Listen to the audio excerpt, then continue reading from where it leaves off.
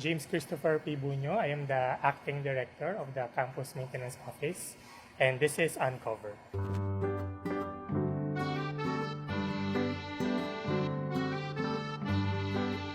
So yung pagtatanim natin ng sunflower, nag-umpisa yan noong 1980s bilang isang experiment ng dating Campus Landscaping Office. Nagtatanim sila ng sunflower at tinaon nila ito na panahon ng graduation. And eventually, naging tradition na yung pagtatanim ng sunflower. So, in-expect na ng bawat graduate na magkakaroon ng sunflower para sa kanila.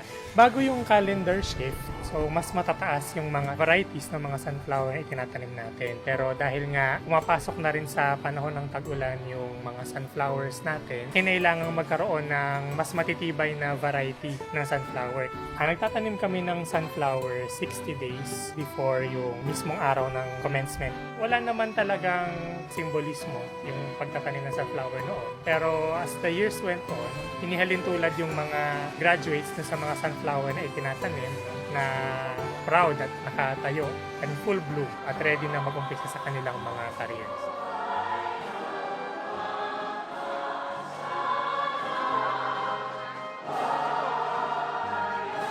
UP Diliman Sunflower Tradition Uncovered.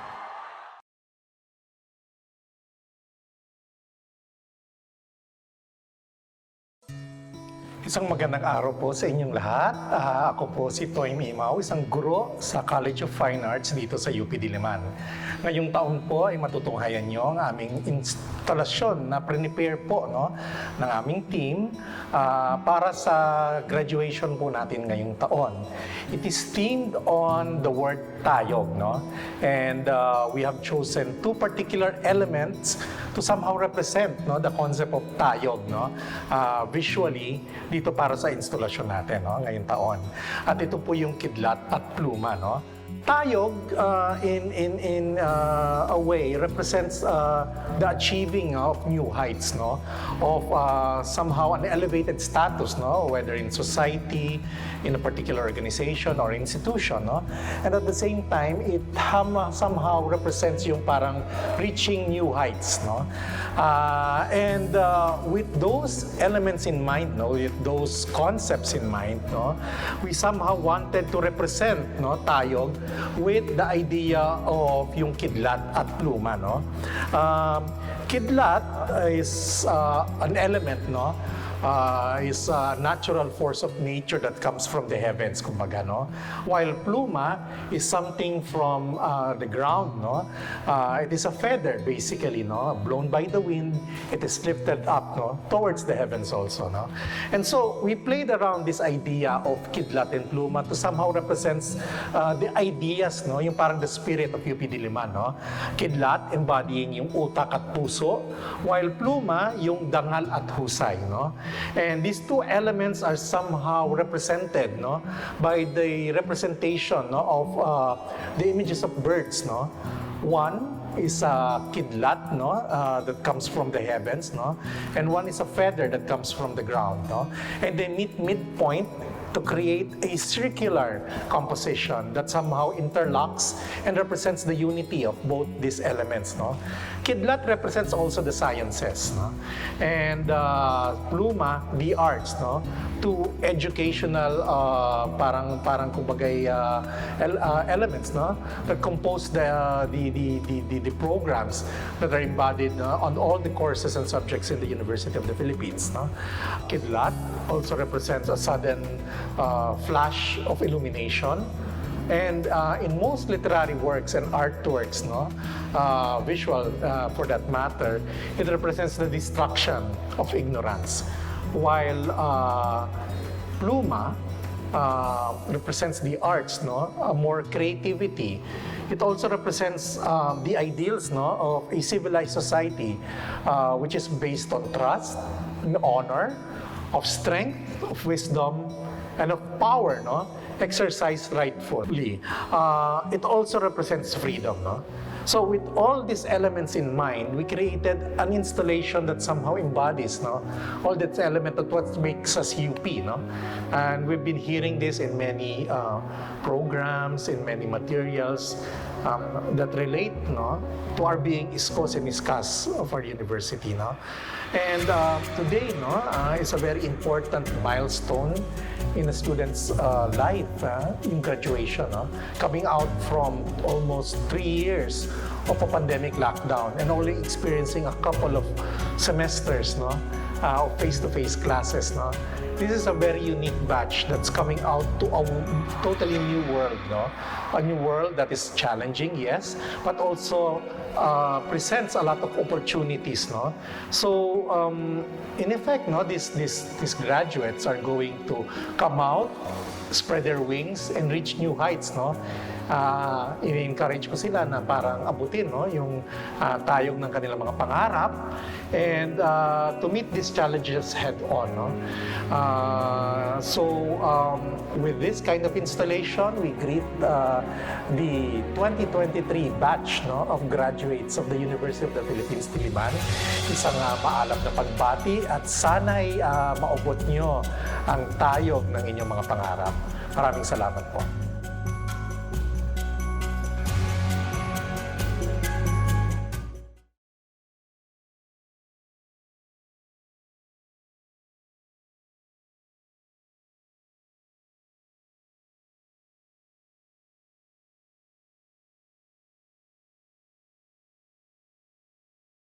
Magandang umaga po sa inyong lahat.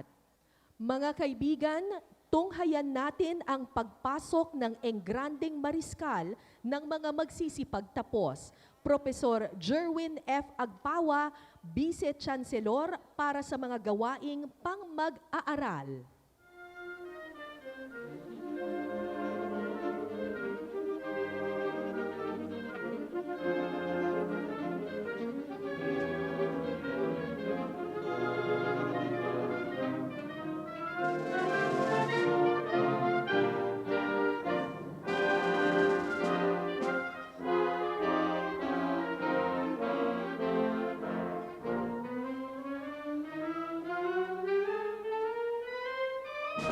Binubuksan na ng Universidad ng Pilipinas Diliman ang ampitheatro upang tanggapin ang mga magsisipagtapos ngayong 2023 mula sa Kolehiyo ng Inhenyeriya,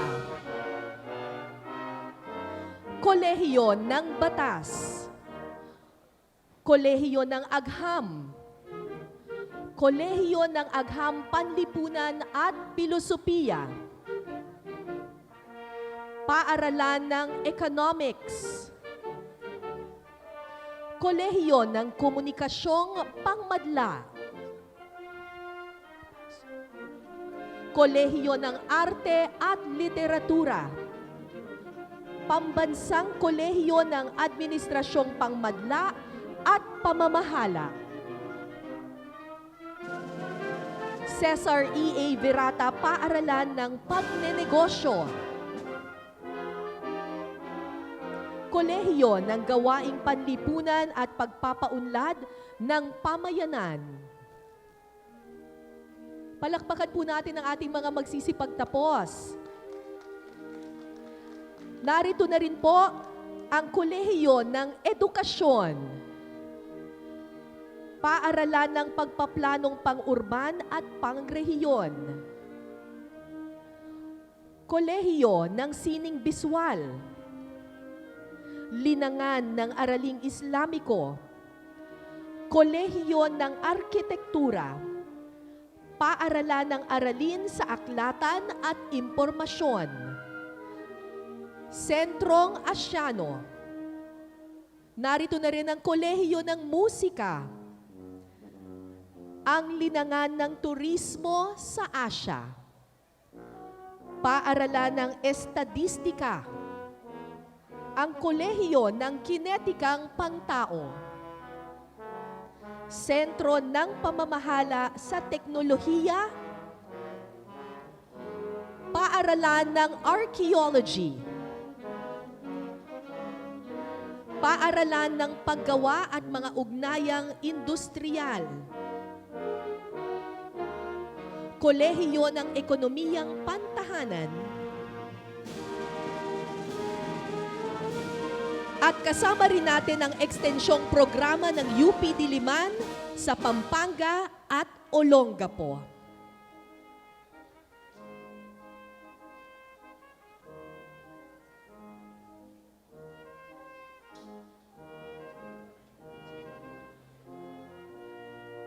At kasama rin natin ngayong umaga, narito po't saksihan ang pagpasok ng mga magsisipagtapos sa programang doktorado ngayong 2023.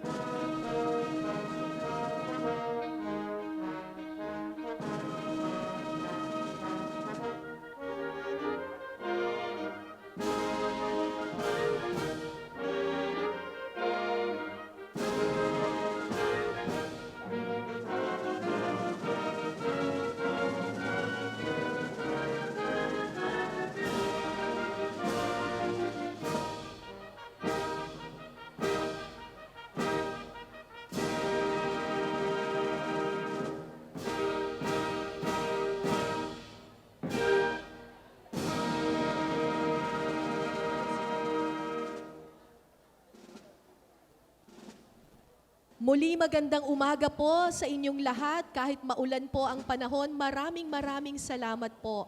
At nandito kayo ngayon para saksihan ang isang makasaysayang araw na ito. Tingnan mo naman, Kara, ang galak ng ating mga estudyante na gagraduate ngayong umagang ito. Kahit na maulan ay hindi nila pinapansin, di ba? Oo. At saka nakakatuwa ang OOTD ngayon ng mga graduates natin. Di ba? Nakapang Filipiniana pero naka-sneakers. Yung iba nakabota. Ganyan ang mga taga-UP. Talagang gagawa natin ng paraan. Di ba? Walang ulan-ulan sa Diliman. Oo. Ulan ka lang. UP kami. Binabati ng pamantasan ang mga pinagpipitaganan nitong panauhin na kapiling natin sa umagang ito. Taos-pusong pasasalamat sa mga kinatawan ng iba't ibang universidad. Kasama po natin ngayong araw si Brother Bernard S. Oca FSC, ang presidente ng De La Salle University. Kapiling din natin ngayong umaga ang mga profesor emeritus ng universidad. Nandito na po si Professor Emeritus Apolonio B. Chua. Isang karangalan din pong makasama natin si Professor Emeritus Alex B. Brillantes Jr.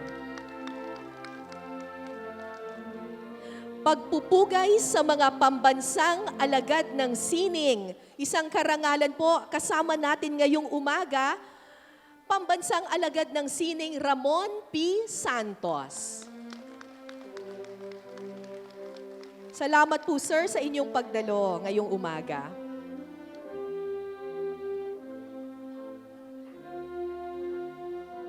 Kapiling natin ang kaguruan ng Universidad ng Pilipinas Diliman sa pangunguna ng Engranding Mariskal ng Kaguruan, Profesor Percival F. Almoro, tagapamahalang opisyal ng Opisina ng Vice Chancellor para sa mga gawaing akademiko. Pasalubungan natin ng palakpakan ang mga dekano ng mga kolehiyo.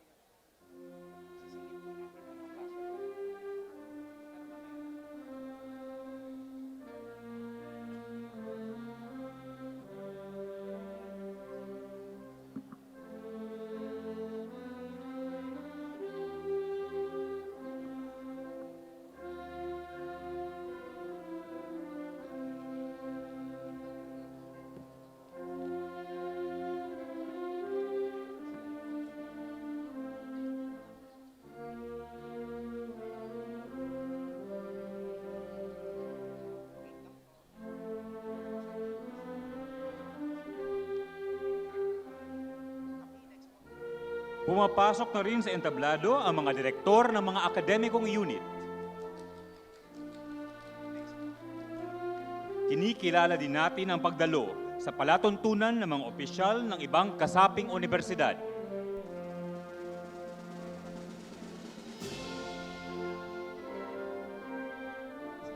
Mapalad din tayo dahil kasama natin ngayon ang mga dignitaryo mula sa iba't ibang embahada at opisinang konsular. Good morning, His Excellency Ahmed Shehabeldin Ibrahim Abdullah, Ambassador Extraordinary and Plenipotentiary, Arab Republic of Egypt to the Republic of the Philippines. Handugan natin ng masigabong palakpakan ang mga opisyal ng Universidad ng Pilipinas sa pangunguna ng mga pangalawang Pangulo at mga katuwang na pangalawang Pangulo ng Universidad.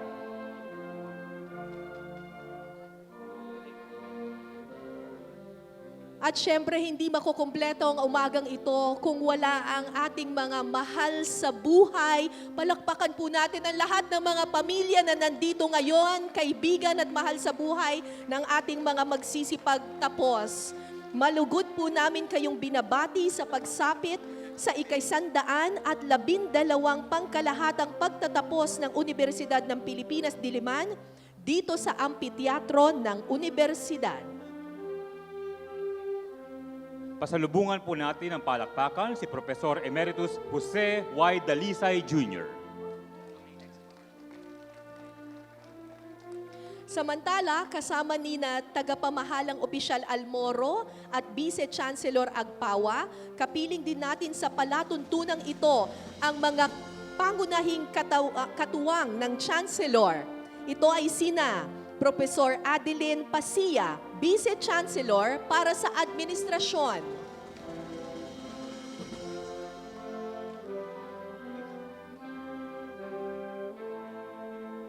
Professor Carl Michael F. Odulio, Vice Chancellor para sa Pananaliksik at Pagpapaunlad.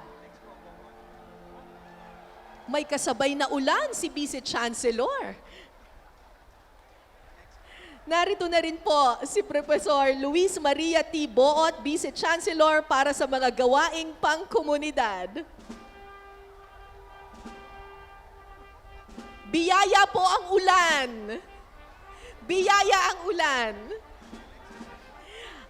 Palakpakan din po natin Professor Raquel B. Florendo, Vice Chancellor para sa pagpaplano at pagpapaunlad.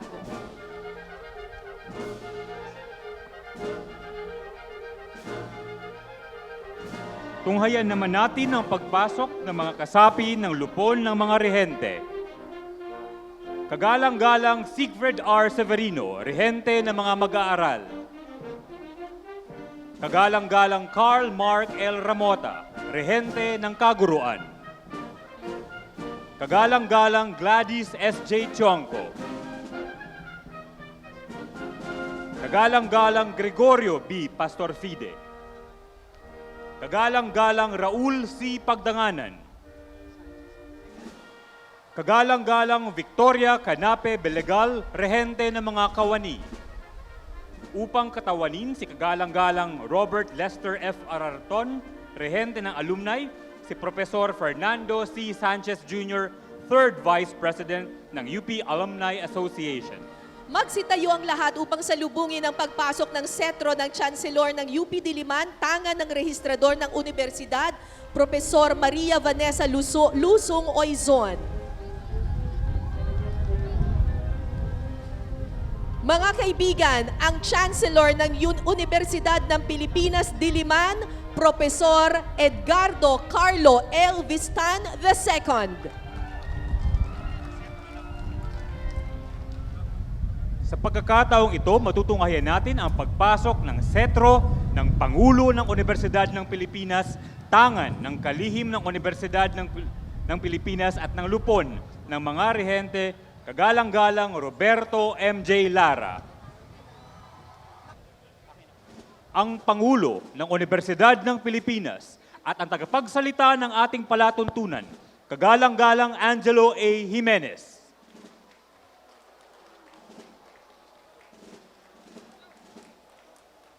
At sa puntong ito, saksihan po natin ang pagpasok ng mga kulay na susundan ng pambansang awit ng Republika ng Pilipinas. Mangyari lang pong manatiling nakatindig pagkatapos ng pag-awit ng lupang hinirang hanggang sa ang mga kadete ay makababa ng entablado. Pasulong!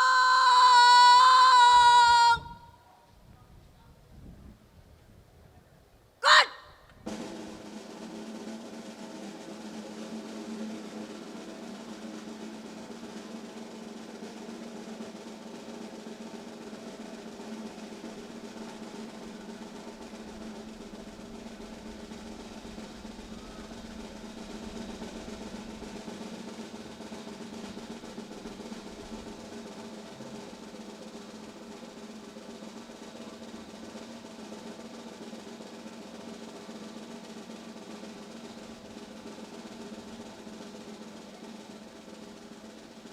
Kulay! Go! Tanghal! Kulay!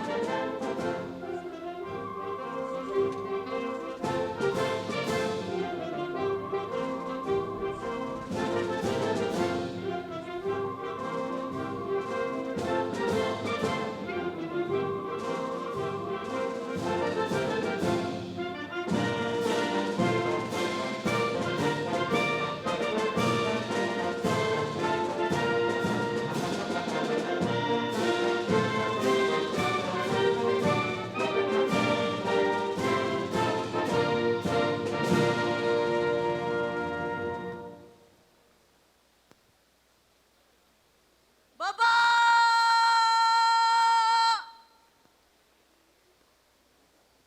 Kulay! Kulay! Go!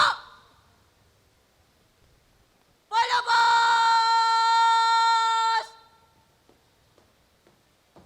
Good! Maaari na po magsiupo tayong lahat. Mga kaibigan, dahil sa kasalukuyang lagay ng panahon at para sa kaligtasan ng lahat, tinatawagan natin si Professor Percival Almoro upang iharap kay Chancellor Edgardo Carlo Vistan II ang mga magsisipagtapos. Ihaharap naman ni Chancellor Vistan ang mga magsisipagtapos kay Pangulong Angelo Jimenez na siyang magkakaloob ng mga degree at titulo.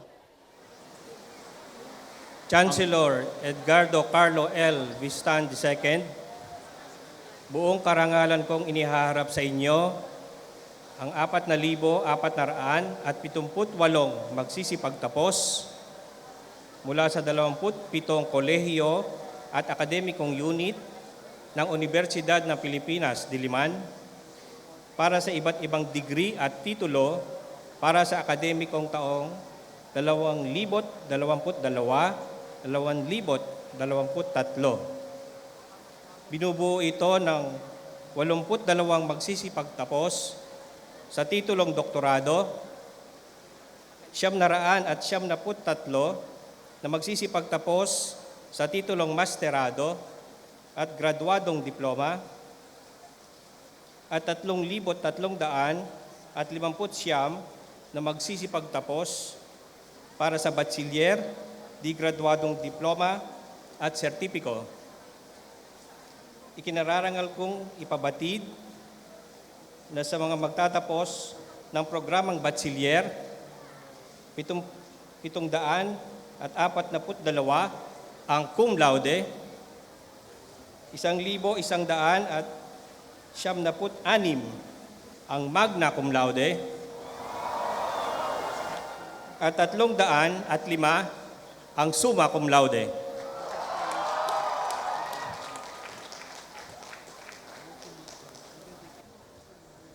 Pangulong Angelo A. Jimenez, buong karangalan kong ihinaharap sa inyo ang 4,478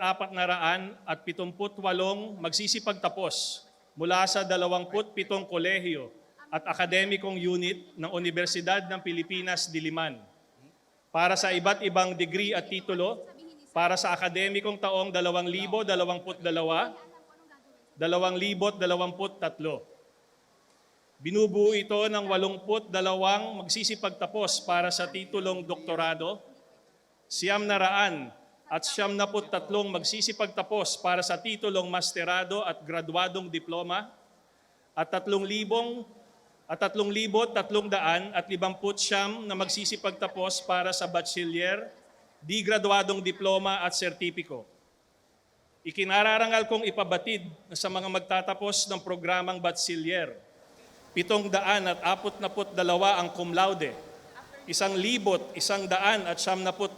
ang magna cum laude, at 305 ang summa cum laude. Ang kanilang pagtatapos ay inirekomenda ng kani-kanilang akademikong unit at ng Konseho ng Universidad ng Pilipinas Diliman at pinagpatibay ng lupon ng mga rehente. Ayon sa batas ng Republika ng Pilipinas at sa kapangyarihang kaloob sa akin ng lupon ng mga rehente ng universidad, ginagawad ko sa inyo ang mga degree at titulong inirekomenda para sa inyo. Lakip lang lahat ng karapatan, karangalan at pribilehiyo, pati na ang mga responsibilidad na kaakibat nito. You may now proceed. This is it. Bilang tanda ng inyong pagtatapos, ilipat na ninyo ang sablay mula kanan patungong kaliwang balikat.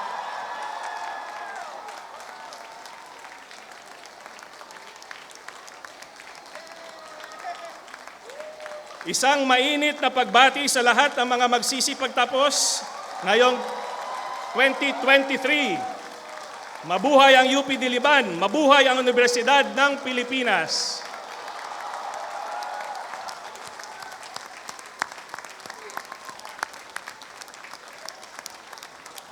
Congratulations sa lahat ng ating mga graduates. Inaanyayahan po ang lahat ng mga nagsipagtapos para sa panunumpa ng katapatan sa universidad sa pangunguna ni Pangulong Jimenez. Pagkatapos ng panunumpa ay manatili pong nakatayo para sa pagtanggap sa inyo sa UP Alumni Association. Ito naman po ay pangungunahan ni Professor Fernando C. Sanchez Jr., 3rd Vice President ng UP Alumni Association. Graduates, maaari lamang pong itaas ang ating kanang kamay at sumunod sa akin. Tapat akong sumusumpa bilang isang nakapagtapos sa Universidad ng Pilipinas. Nasisikapin kong maging karapat-dapat sa karangalan at pamantayan ng kahusayan ng aking universidad,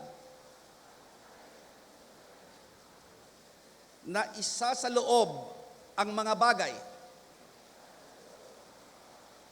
na mag-aangat sa aking kaisipan at pagkatao at mamamalaging nasa panig ng batas, kalayaan at katarungan, alang-alang lahat sa paglilingkod sa bayan at sangkatauhan.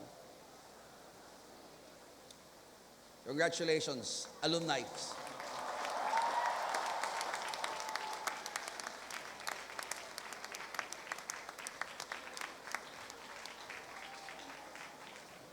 Itaas natin ang ating kanang kamay at sumunod sa akin. Taos puso akong nanunumpa na isa sa katuparan ko ng buong husay at katapatan at walang pag-iimbot ang mga tungkuling nakaatang sa akin bilang kasapi ng samahan ng mga nagtapos sa Universidad ng Pilipinas. Ipagtatanggal ko at ipaglalaban ang kapakanan ng universidad na aking pinagtapusan, ang Universidad ng Pilipinas. At ipapangako kong magiging matapat na nagtapos sa universidad na ito sa lahat ng pagkakataon. Kaya tulungan nawa ako ng Diyos. Congratulations and welcome to the University of Philippines Alumni Association. Mga graduado, awitin natin ang UP naming mahal.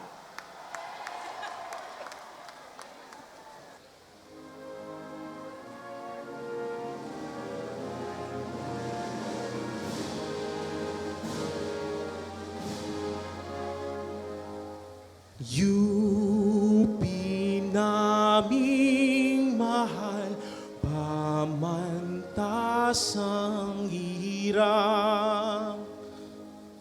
Ang tinig namin, sana'y inyong dinggin. Malayong lupain, amin mang marating, di rin magbabago ang damdamin. Di rin magbabago ang damdamin.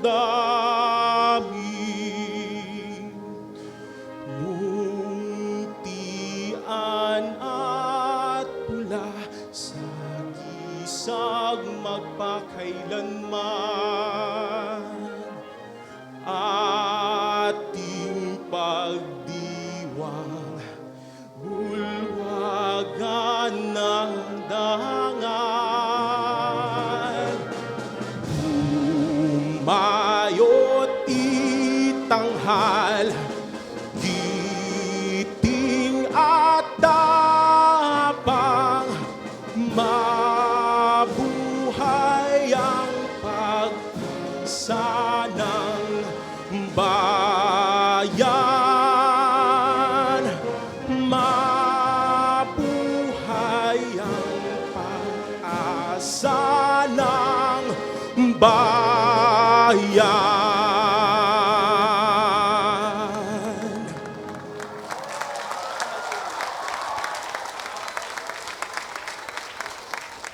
Manatiling nakatayo ang lahat para sa paglabas ng bandila ng Republika ng Pilipinas at bandila ng Universidad ng Pilipinas na susundan ng resesyonal.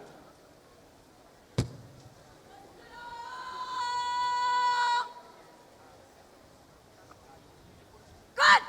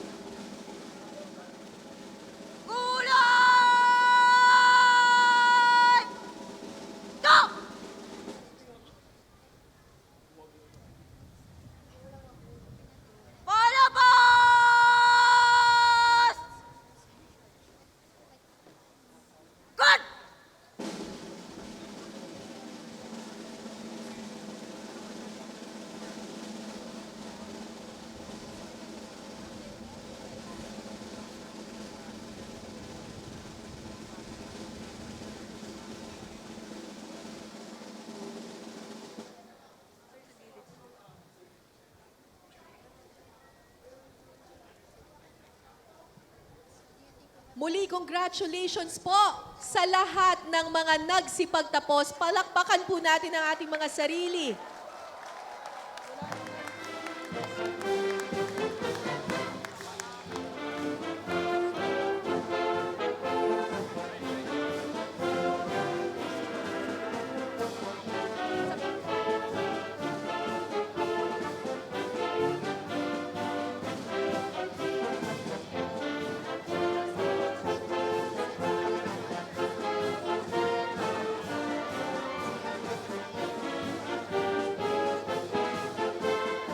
Muli, pasasalamat sa mga magulang na nandito at mga mahal sa buhay na sinamahan ang ating mga graduado. Pero nakakatuwa rin, Jonel, kahit na umuulan at talagang nagngangalit ang kalangitan, at least nakapaglipat ng sablay kanina ang ating Tama. mga nagsipagtapos. So mga kaibigan at mga panauhin, makikanta, makisaya at makisayaw sa isang natatanging bilang kahit na tag-ulan, handog sa mga nagsipagtapos sa UP Diliman.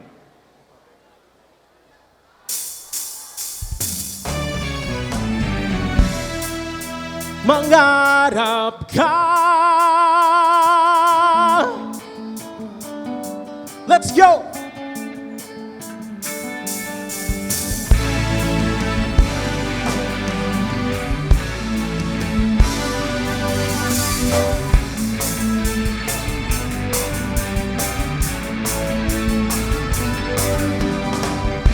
Simulan mo sa pangarap ang iyong binibithi at ito'y iyong dalhin.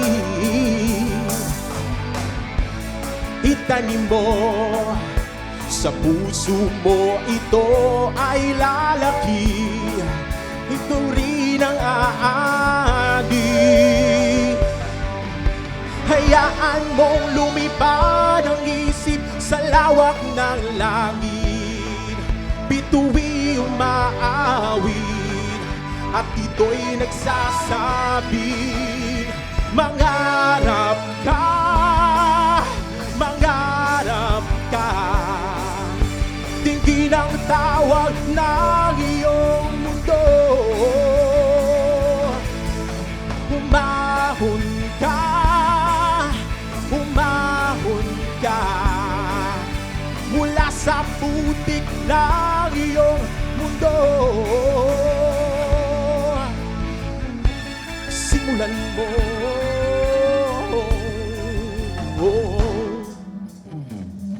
simulan mo sa pangarap ang iyong minimithi at ito'y iyong dalhin.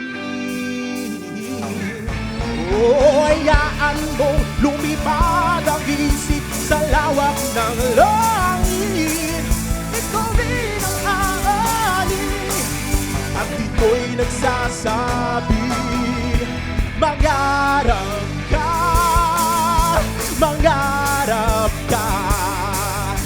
Tingin ang tawag ng iyong dugo, humahon ka, humahon ka mula sa putik ng iyong mundo.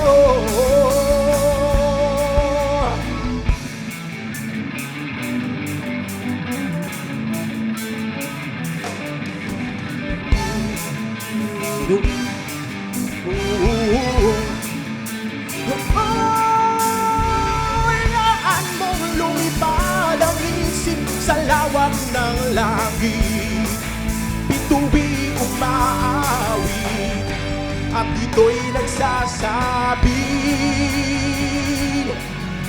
mangarap ka, mangarap ka. Tingin ang tawag ng iyong mundo, humahon ka, humahon ka mula sa putik ng iyong mundo.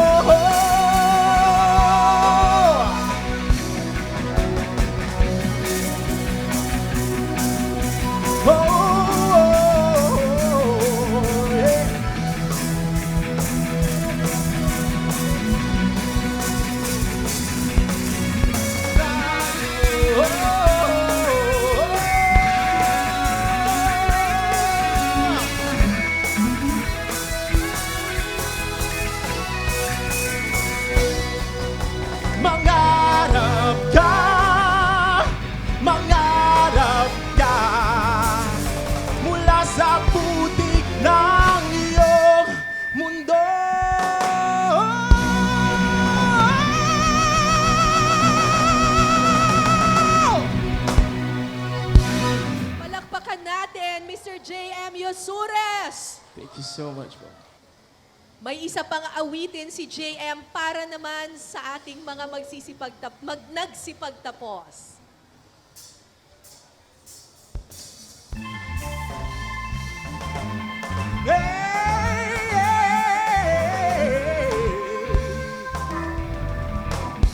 Tala. Ho! Whoa! Tala, tala, tala. Hindi na magitali. Nakikita ko sa iyong mga mata. Siguro nga masyadong mabilis ang pagkinig ng puso ko. Para sa puso mo, siguro nga ako ay makulit. Ayaw makinig sa takbo ng isip. Hindi ko maipilit, tila ako ay nakalutang nasa langit. Ngunit nalulunod sa iyong mga ngiti. At kung hanggang dito lang talaga tayo, hindi pa babayaan ng daang tinahak na kapiling ka. At kung humabot tayo hanggang dulo, kapit lang ng mahigpit, aabutin natin ang mga tala. Tala, tala, tala. Ningning ng mga tali, nakikita ko sa iyong mga mata.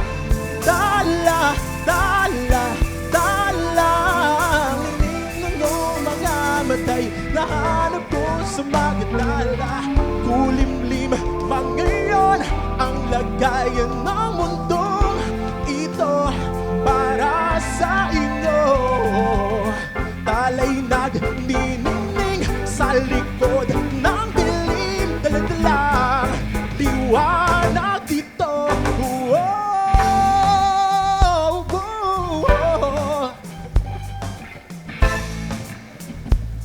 Hindi po babayaan,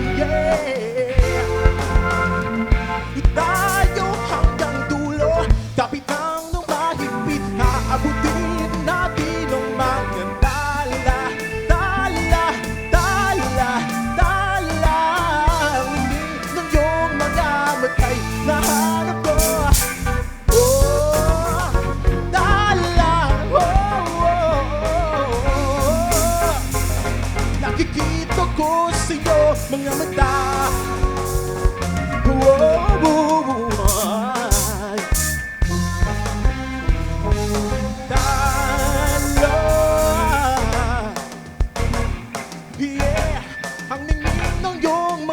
Matay, nahanap ko sa mga tala.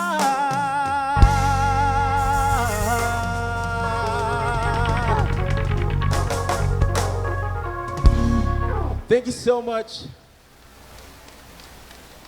Maraming salamat sa ating tagapag-awit, si JM Yusures. Oo, napasayaw ako doon. Popstar kasi ako eh.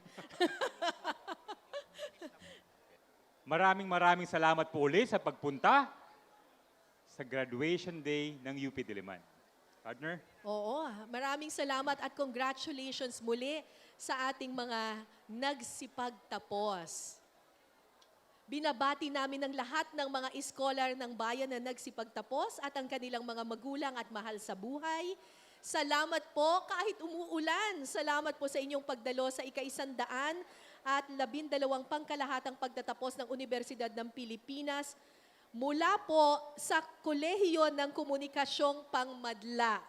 Ako po si Assistant Professor Cara Patria David. At ako naman po si Associate Professor John Labor, again mula sa Kolehiyo ng Komunikasyong Pangmadla.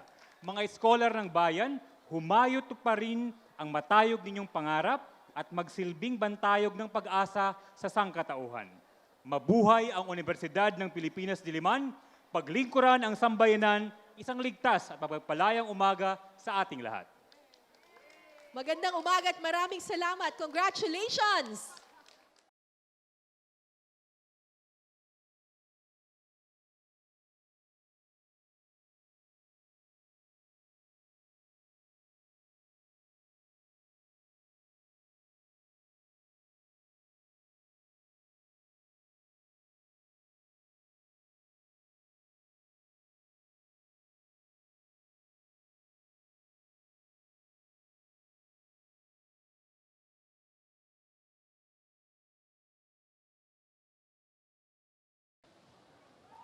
sa ating mga panauhing alagad ng sining at agham, sa ating tagapagsalita at Pangulo ng ating universidad, kagalang-galang Angelo A. Jimenez, tagapangulo ng lupon ng mga reente, kagalang-galang J. Prospero E. De Vera III, mga kasapi ng lupon ng mga rehente, mga miyembro ng Diplomatic Corps, mga pangalawang pangulo at iba pang opisyal ng UP system, mga opisyal ng ibang kasaping universidad, mga vice-chancellor, dekano, direktor at iba pang opisyal ng UP Diliman, mga opisyal mula sa iba't ibang pamantasan, ating kaguruan, mga reps at mga kawani, mga magulang, mga mahal sa buhay, mga kaibigan at iba pang mga panauhin ng ating mga mag-aaral, at higit sa lahat,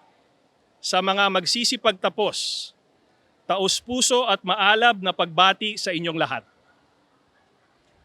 Malugod namin kayong tinatanggap sa Ika-112 Pangkalahatang Pagtatapos ng Universidad ng Pilipinas Diliman, the 2023 Diliman Commencement Exercises. Minuto na lang ang binibilang at kayo na ating mga nagsisipagtapos dito sa UP Diliman ay opisyal nang gagawaran ng inyong mga degree. Bago magtanghali, masasabi na ninyong lahat na kayo ay isang UP graduate. Bilang tsanselor at unang tagapagsalita, hayaan nyo na po na mauna na ako sa pagbati sa ating mga nagsisipagtapos. To our graduates from the UP Diliman Class of 2023, my heartfelt congratulations to all of you. To your families, friends, and loved ones, congratulations as well, and thank you for supporting and standing by our graduates in what would be one of the more challenging and unique college experiences of any generation on account of the COVID-19 pandemic. To our faculty and staff in our different colleges or units, and to our administrators and administrative staff at both the unit, UP Diliman, and UP system levels, congratulations and thank you also for successfully mentoring, guiding, and assisting our graduates to this point. The pandemic made it difficult for all of us to fulfill our respective roles for our students, but we delivered. Even after we left the pandemic behind, we still had to collectively deal at the last minute with various graduation-related scholastic issues that are traceable to the unprecedented and difficult circumstances that the pandemic brought about. But as in those days, we worked together in the best interest of our students so that they may now move on from the university and be conferred the degrees that they worked hard to complete. In this regard, let me especially thank our University Council, our Committee on Student Admissions, Progress, and Graduation or CSAPG, and the Office of the University Registrar for your timely intervention for a good number of our students who will be graduating today. Again, many thanks to all of you. The theme of our commencement exercises this year is Tayog. I first encountered this word as a young child through a song many of us probably know. Matayog ang lipad ng saranggola ni Pepe. The first line of the song goes. The adjective matayog means high. In one sense, our theme signifies our high hopes, our lofty expectations of you, our dear graduates. Our people have high hopes for all our graduates. Our people who have chipped in through taxes to fund your heavily subsidized tuition-free education. In a very real sense, each UP graduate embodies the hope of Filipinos for a champion that will deliver the majority of our population from poverty, a champion that would infuse genuine service and leadership into our government, a champion that would protect and conserve our country's biodiversity and natural resources. In short, the hope is that each of you will do your part in finding solutions to our country's problems. For this particular graduating class, I believe we can all have high hopes for their capacity to excel, to find solutions in the face of new and difficult challenges. I say this because despite the recent pandemic and all the hardships and uncertainties that came with it, an unprecedented and historic majority of you still managed to graduate with honors. However, your abilities are just part of the equation. Your potential will be wasted if you do not set lofty goals for yourself. I was fortunate to have heard some valuable insights from one of our alumni recently. He said, and to paraphrase, aim high, even if you will not achieve your target. You might fall short, but what you achieved could still be substantial. If you aim low and you get it, that would still be low. This is a very important lesson. The biggest problems of the world today, such as widespread poverty, inequality, discrimination, climate change, biodiversity loss, and the like, require ambitious champions with ambitious solutions. The question now for you, our graduates, is whether you can be one of those champions. Matayog ang pangarap naming lahat para sa inyo, Class of 2023. Sana ay tapatan ninyo ito ng matatayog na pangarap at adhikain, at sa kalaunan ng matayog na paglipad, ng matatayog na mga tagumpay. Again, congratulations to all our graduating class of 2023. Mabuhay po kayong lahat.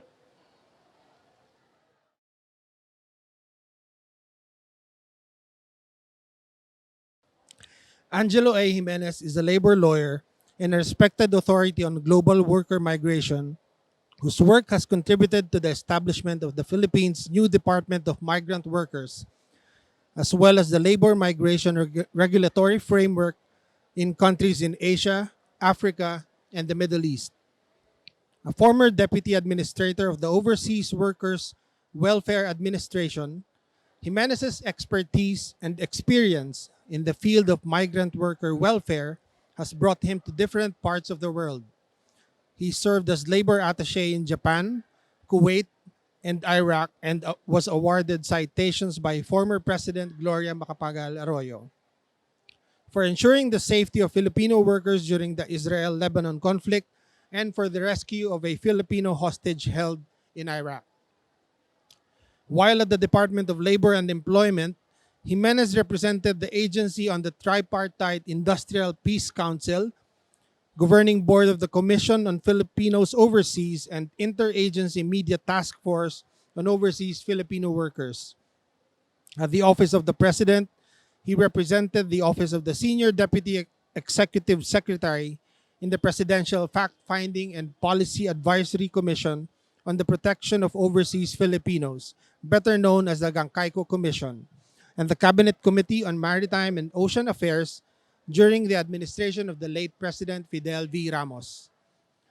With his extensive background in labor migration, Jimenez has been tapped as an expert lecturer by the UP San Internacional de Formación de Autorité Leader, or International Training Center for Authorities and Leaders Philippines, where he has given lectures on gender-responsive migration governance, ethical recruitment principles, migrant protection, and crisis preparedness.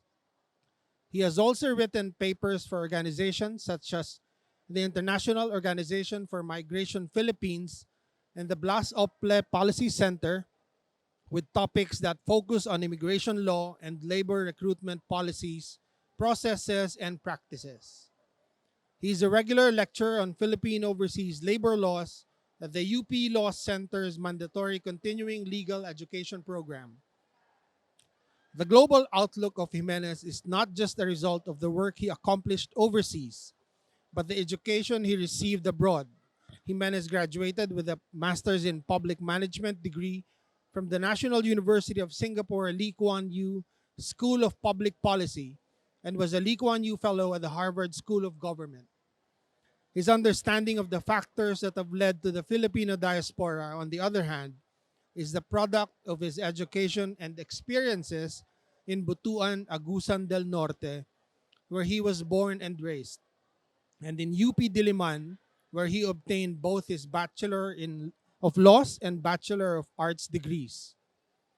As a law student in UP Diliman, he was an associate editor of the Philippine Collegian and president of the College Editors Guild of the Philippines.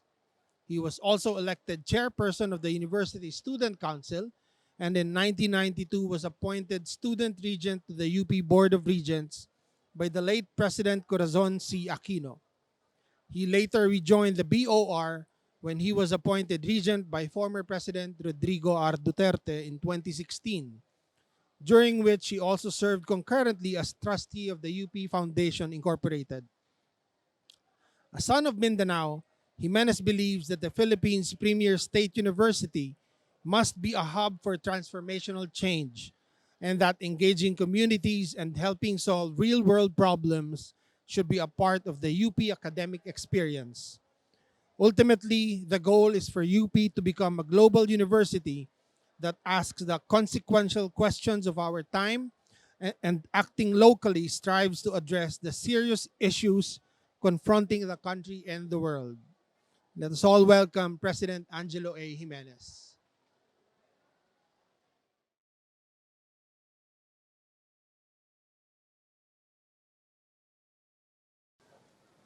Madyaw nga hinaat kaniyo nga tanan. Honorable members of our Board of Regents, UP Diliman Chancellor Edgardo Carlo Vistan, the chancellors of all our other constituent universities, our university officials, faculty members, staff members, workers, students, distinguished guests, and above all, our graduating students today and their proud parents. A very pleasant, albeit rainy morning to all of you. And thank you all for coming today despite the weather. I am sure that we will not allow a steel gray sky and a rush of rain to dampen our spirits, like the sunflowers along University Avenue that remain radiant as ever. I did not know until recently, when I was approached by Chancellor Vistan, that I was to be your commencement speaker. It is uncommon, if not unprecedented, for the UP president to fill that role, which we usually reserve for an academic, cultural, or political luminary, none of which I consider myself to be. But having been your president for less than half a year, I thought that this would be a good opportunity to introduce myself to our community, that you might know me and my ideas beyond my standard CV. This morning, I want to tell you a story. I am being introduced to you by my formal Christian name. Ako nga po si Angelo Azura Jimenez, abogado at ika-22 Pangulo ng Universidad ng Pilipinas. Subalit may isa pa po akong pangalan na nais kong gamitin ngayong araw bilang pagpapakilala sa inyo ng aking pinagmulan at ng aking kabuuan. Ako po si Dato Mankalagan. Isa akong manubo mula sa Agusan Valley. Isinilang ako at lumaki sa isang sinauna at makasaysayang lungsod sa wawa ng Ilog Agusan, sa Mindanao. Ito ang lungsod ng Butuan, na bantog sa silangang Asya bilang isang mayamang kaharian bago pa man dumating ang mga Kastila. In my city, we say, before there was the Philippines, there was Butuan. And what a great pre-Hispanic city it was. Home to skillful artisans of gold and builders of mighty ocean-going boats called balangays. Many elements that now form part of the cultural tapestry of our island entered through the Agusan River's estuary. Its sheer length, one of the longest in the country, ensured that cultural and social exchanges with a larger world penetrated deeply into the heart of Mindanao centuries before our nation was born. I love my city. It is my legs, my arms, my mind, my heart. It is the cradle of my deepest affections. It is who I am today and forever. The title of Dato was conferred on me by my people in a solemn ceremony in 2007. A ritual dagger was plunged deep into the heart of a live boar. I heard its vertiginous squeal of pain as it spurted blood and began to die. A priestess scooped the blood that gushed straight from the heart of the boar before it fell to the ground, and proceeded to paint it on the palm of my hands and soles of my feet to the drone of her own incantations. I thought I was going to faint, and I never fully realized it then, but now I think I know why. Life was being ritually offered to give birth to a new one, a new identity. It was an overpowering sensation. On that same occasion, our elders gave me the name Mankalagan. In our local language, it means great spirit. I do not know if I deserve the name, and my title as a Manobo Dato may be honorific, but the tremendous pride I draw from it gives me the courage I need to speak before you today. It was not always so. I grew up taking it for granted. I never took the time to officially register as one, nor find the need for it. All I knew growing up was that I had Manobo blood. That was enough. Or so I thought, until something I never dreamed of happened to me. I became UP president, which reminded me of the duality of my character and why it is important to accept and embrace it. Alam ko pong hindi lamang ito ang aking istorya, kundi istorya rin ng marami sa inyong kaharap ko ngayon. Malalayo ang inyong pinanggalingan, mga munting puok na minsay atinang nakakalibutan. Naging bagong tahanan na natin ang kalunsuran, ang Diliman. Like Butuan, I love UP Diliman. It is not always easy to love you, Diliman, but I do. Because like Butuan, I was raised here too. Like Butuan, UP Diliman is my arms, my legs, my mind, my heart. The cradle of my deepest affection. Like Butuan, UP Diliman is who I am today and forever. When I attained the presidency of this national university, I knew I had to reconcile these two halves of me. They were not in conflict with each other, but were rather the two legs on which I would find my way forward. Early this year, I woke up one morning and had an epiphany. I would reclaim my Manobo identity and view the world from its perspective to seek both courage and clarity of vision. And it came. My region, Caraga, is the poorest in our country, next only to our neighbor, the Bangsamoro Autonomous Region in Muslim Mindanao or BARM.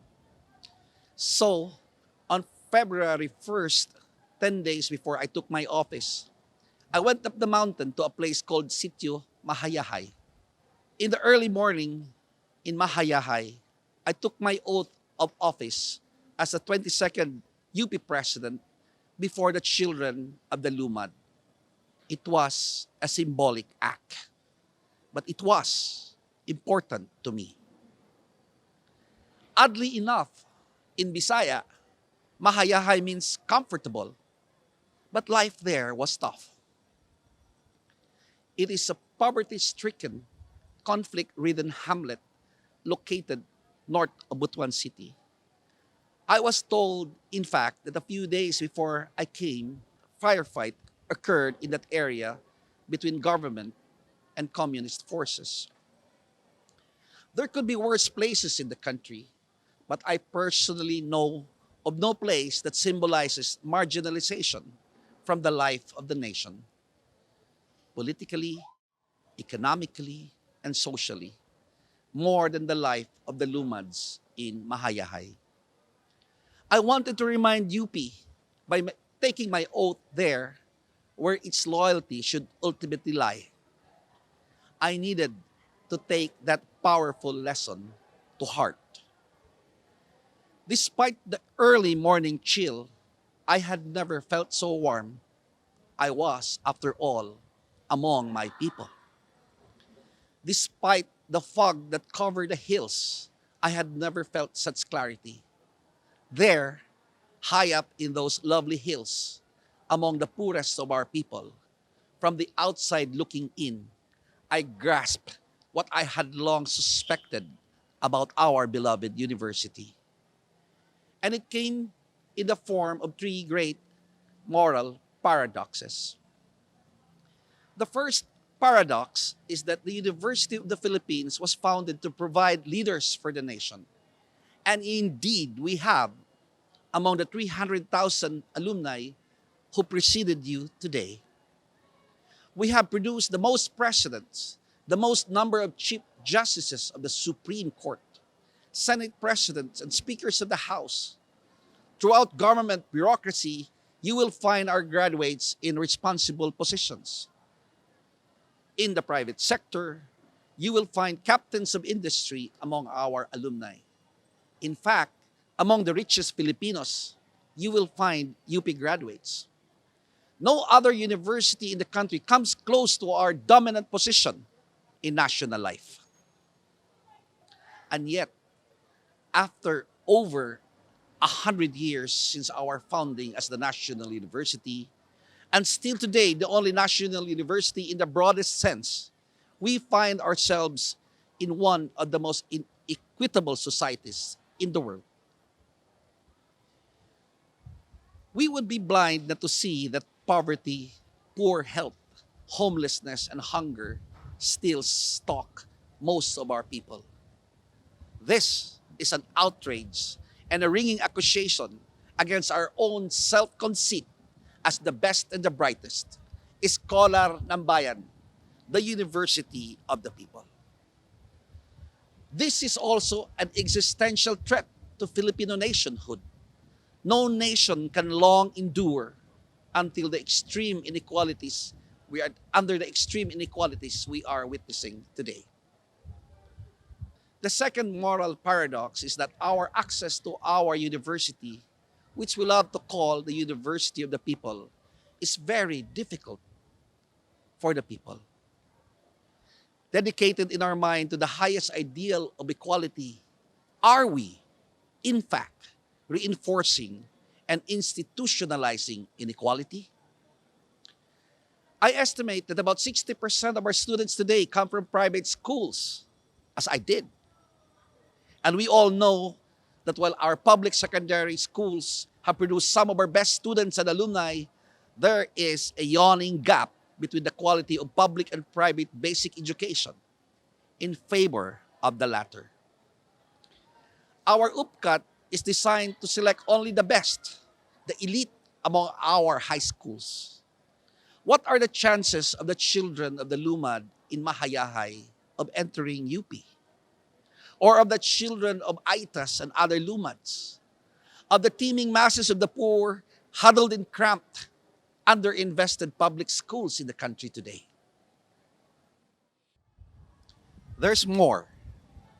There are around 114 state colleges and universities today, and one of them gets 20% of the national budget for higher education.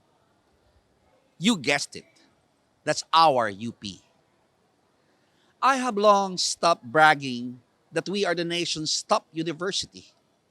With that share of the budget, we might as well close down if we are not number one. One might argue, and some have, that there is no moral justification for just one school, UP, to have such an inordinate share of the budget. Some even say it is because we are simply powerful. But there is actually one. As the national university, we are mandated under Republic Act number 9500, the law revising the UP Charter, to lead in higher education. Have we? We all know that there is a huge gap overall between the quality of UP education and the rest of the SUCs. In fact, no other public tertiary educational institution in the Philippines has ever landed among the top 1,000 in global rankings. Have we simply run away with the biggest share of the national budget for higher education without doing what we could for others?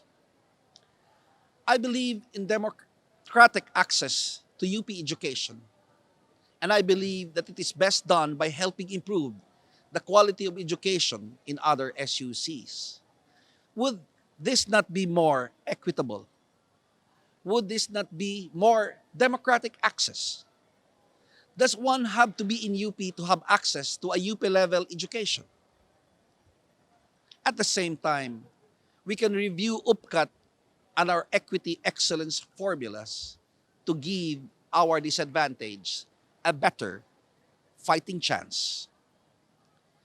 Finally, the third paradox is that free education you enjoyed in UP today was not actually free. It was paid for by other people who might have needed it more. Every peso that was spent on your education was 1 peso less for another Filipino who might have been sick and could not afford to buy medicines. It was 1 peso less for housing for another Filipino who could not afford decent shelter. It was 1 peso less for a hungry Filipino who could not afford to buy food. It was 1 peso less for the education of another student your age who may have had to drop out of school entirely for lack of money. The free education you got from UP came from many people who needed it just as much, if not more, and paid for it by enduring a lower quality of life. Dear graduates, throughout your UP years, the words honor and excellence have been drummed into your heads. For over 100 years, we have pledged fealty to those two very personal ideals. But I ask you now, are these enough? All of us in UP bear a heavy moral burden to serve the Filipino people. Unless we do, honor and excellence are only full self-aggrandizement and will mean little to our suffering compatriots.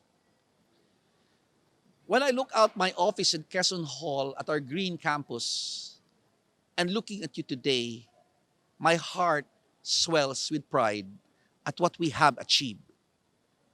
But when my thoughts go back to being that lumad on the mountain, gazing past the horizon to far Manila, I recall with great trepidation the great challenges and responsibilities that lie ahead of us.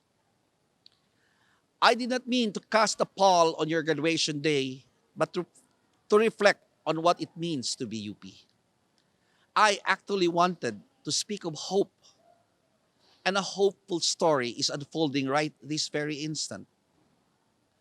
As you all know, last Tuesday, the Philippines national women's football team, better known as the Filipinas, beat host country New Zealand 1-0 in the first round of this year's FIFA World Cup. The whole world is talking about it now. The New Zealand team, nicknamed the Ferns, ranked 26 in FIFA world standings, was way above our current rank of 46. In the game, the Ferns dominated with 70% ball possession. They were touted to win. We were not. In fact, as World Cup debutant, we were not expected to win at all.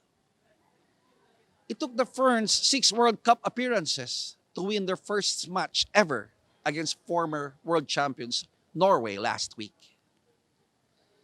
How did the Filipinas, our team, do it? There are 3 important lessons for all of us. First, by making most of their chances. The Ferns dominated the game with 70% ball possession against our 30. They had 16 shots at goal with 4 on target. We had 4 with only one on target. But that one hit the back of the net to give us our first ever goal, our first ever win, and in our first ever appearance in the world's biggest stage, the World Cup. I've watched that magical clip of Serena Bolden's 4-against-1 winning header. The acceleration I felt could only be matched by the one I felt 2 decades ago when, as a hostage negotiator in Iraq, I finally physically grabbed Filipino hostage Robert Tarongoy into freedom and safety right in the middle of the bloody streets of war-torn Baghdad. It was my little personal World Cup moment. But the true prize for me was not a cheering crowd. It was way more precious. Mission accomplished for our nation. I could go back home to the loving arms of my wife and kids, alive.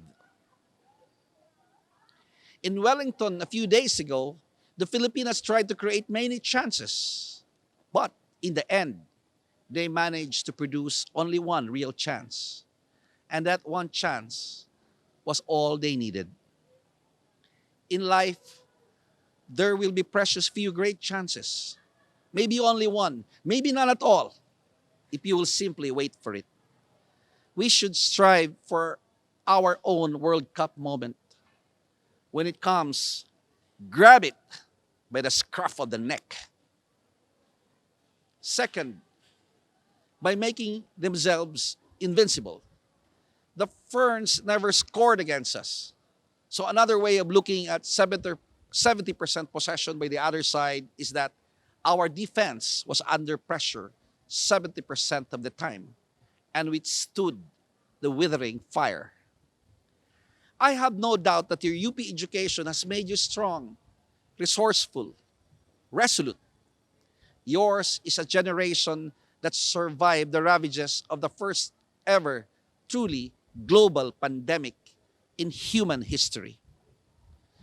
For over 2 years, you were all isolated from each other. That was not easy.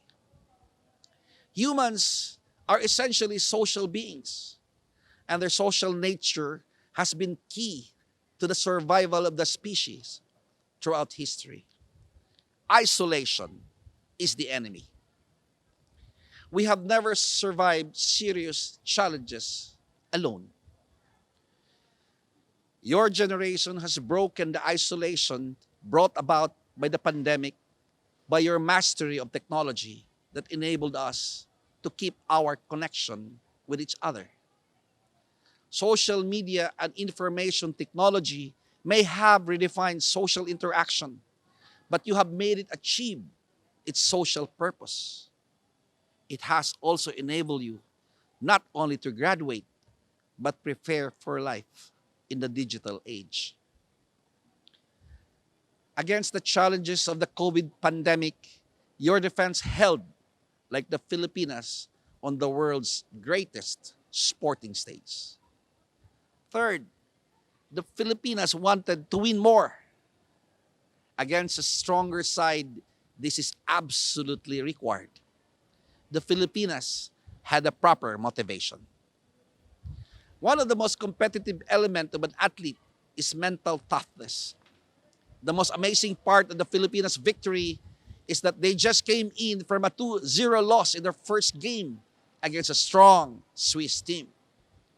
They quickly put that behind them, adjusted, and came out more determined in the next game, and won. This is perhaps the most important lesson we can learn from the Filipinas. We will always have our losses in life, but we take our defeats, learn our lessons, and move on to the next challenge, trying to do better. These are not new insights. In fact, this is ancient wisdom. Be strong, take risk, be motivated. Most of all, succeed not just for yourself, but for the many others whose lives and spirits will be uplifted by the good you do. Di lang tayo dapat scholar ng bayan, kundi scholar para sa bayan. Serve the people. Wala nang mas tatayog pa sa adhikaing ito para sa ating lahat. Paglingkuran ang sambayanan. Mabuhay kayo, mabuhay ang UP, at mabuhay ang Pilipinas. Ato ini, kadiyawon ta.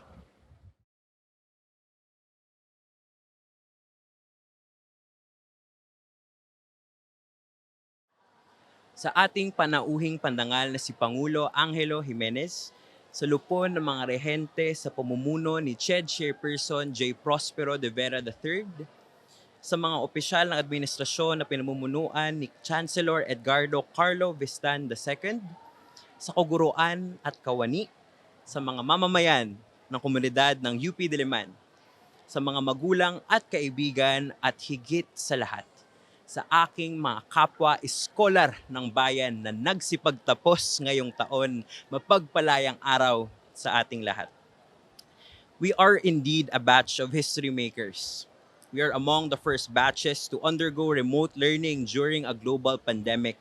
The batch with the highest number of honor graduates in UP Diliman thus far. And now, may pahabol pa. The wettest and shortest commencement exercises in UPD history. But kidding aside, hindi man ito ang inaasahan nating pagtatapos. Let me remind everyone that this doesn't take away from our success. Ang araw na ito ay tanda ng ating tagumpay sa kabila ng lahat. At mas pinatitingkad pa ito ng ekstraordinaryong kontekstong ating binaka at binabaka. Hindi naging madali ang paglalakbay. Kaya naman hayaan niyo po akong ibahagi ang aking kwento. Noong pandemya, hinarap ko ang isa sa pinakamalubhang pagsubok ng aking buhay. I was diagnosed with bipolar disorder in 2021. A condition that compels me to struggle with both the highs and the lows. Isang kondisyong binabaka ng karamihan ng kabataan ngayon, ngunit hindi gaanong natutugunan. I always asked, who am I? Am I the highs or am I the lows? Paano ko makakamit ang tayog ng ganap na eskolar ng bayan kung kadalas ay nawawalan na ng pag-asa? Kailangan bang laging mataas? Laging ekstraordinaryo? Ngunit salamat sa PsychServe na sana'y mas mabigyan pa ng suporta at sa aking mga mahal sa buhay, nakatagpo ako ng pag-asa. I found solace in the waves. Sa mga alon na nagbigay buhay sa isang bata sa munting bayan ng Samal Bataan na nangarap makapasok sa UP. sa mga alon na kumaway sa kanya nang harapin niya ang buhay diaspora at manumbalik sa bayang sinalangan. And then I realize, isn't the wave both the highs and the lows? Hindi ba't kapag tumatayog ang alon, mas lalo itong lumalalim? Sa gitna ng mga krisis, mas idinidiin pa ang pangangailangang maging extraordinaryo ng mga taga-UP. Kailangan daw nating matapatan ang tayog ng universidad, ang X number of national scientists, X national artists, X government officials, first Filipino to do this and to do that. The scholar ng bayan is fashioned as the superlative Filipino. Laging malakas, laging mahusay. Kaya may tatanong natin, tao pa ba ang scholar ng bayan? And if we have raised so many superlative Filipinos, why are we still here? Hamunin natin, kapag ba hindi nakamtan ng Latin honors, kapag ba naglowa, INC o drop dahil kinailangan magtrabaho o magpahinga, kapag ba ordinaryo, hindi na ba maituturing na matayog? Kung may natutunan tayo sa mga naranasan nating pagkabigo, isn't it to appreciate the mundane, the soft, and the often overlooked? Hindi nyo ba napansin na bago ang pandemya, na tuwing makikipagkwentuhan tayo tungkol sa ating mga paghihirap, ang tugon sa isa't isa ay, kaya mo yan, laban lang, laban. Pero nang harapin natin ang samot-saring krisis, ito ay naging, teka lang, pahinga muna, yakap. Mga kapwa iskolar ng bayan, hindi na bago at mapangahas ang ideyang ito. Ngunit dalumatin natin ang pagtayog hindi ayon sa paglipad, sa ekstraordinaryo. Dalumatin natin ang pagtayog ayon sa paglalim, sa ordinaryo. Tulad ng mga alon, ang iskolar ng bayan ay tumatayog dahil siya ay lumalalim. Balikan natin ang mga simbolo ng pagtayog ng UP. Una, may hilig tayo sa magigiting na individual, sa mga hero. Ipinagdiriwang natin sina Dito Sarmiento at Lian Alejandro dahil sa kanilang giting at tapang. But isn't it not merely their individuality that renders them great, but more so their sensibility to and solidarity with the structural struggles of the ordinary Filipino? Hindi ba't mahusay sila hindi lamang dahil sa kanilang pagkatao, kundi dahil sa kanilang pagpapakatao at pakikipagkapwa-tao? Ikalawa, lunsaran din ang UP ng mga matatayog na konsepto. Pinapanday sa ating pamantasan ang mga ideya ng demokrasya, nasyonalismo, kalayaan at iba pa. But as we always say in the social sciences, concepts, no matter how lofty, are useless if they do not have empirical reference. Saan ba mas matatagpuan ang demokrasya at nasyonalismo? Sa bantay saradong mga gusali ng pamahalaan o sa nag-uumapaw na pag-asa ng isang first-time voter na sumabak sa mga house-to-house initiative? Saan ba mas matatagpuan ang kalayaan? Sa saligang batas ng bansa o sa yakap ng isang nagdadlad na baklang anak sa kanyang mga magulang? Nagkakaroon lamang ng kahulugan ang matatayog na konseptong ito dahil sa mga pang-araw-araw na tagpo nito.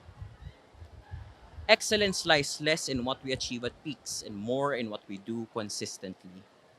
Sa ordinaryo at pang-araw-araw na pasyang gumising at lumahok, sa pasyang magpatuloy, sa pasyang mabuhay.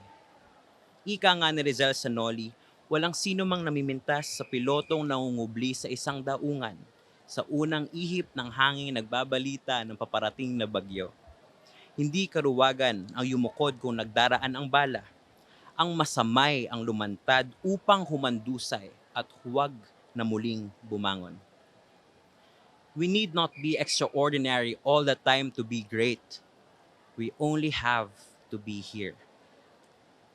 After all, the stars we admire in the night sky do not earn our appreciation because they burn fast and bright, but because they burn consistently and remain. Hindi man makukodipika sa formal na kasaysayan ng ating mga kwentong ordinaryo. ngunit sila ay mananalaytay sa buhay ng kapwang nahimok ng ating pagsisikap. Malimot man ang ating mga ngalan, hindi naman magbabago ang damdamin, ang pag-asang ating ibinahagi. Kaya mga kapwa iskolar ng bayan, magpatuloy tayo sa pag-asam sa matatayog, ngunit sa ating pag-abot naway hindi tayo sumiklab ng masidhi, ngunit panandalian.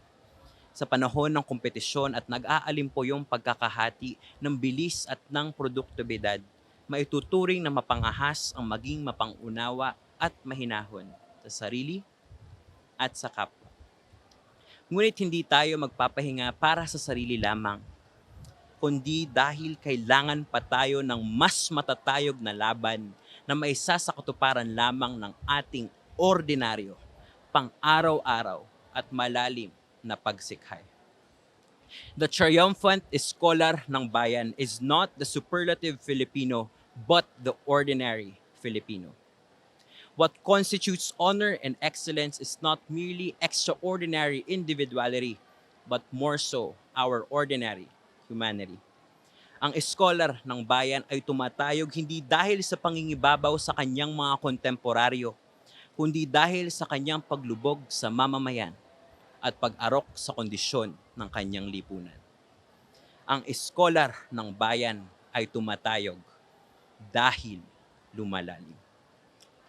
Maraming salamat po at muli, mabuhay ang ordinaryo, nagpapakatao at nakikipagkapwa-taong iskolar ng bayan.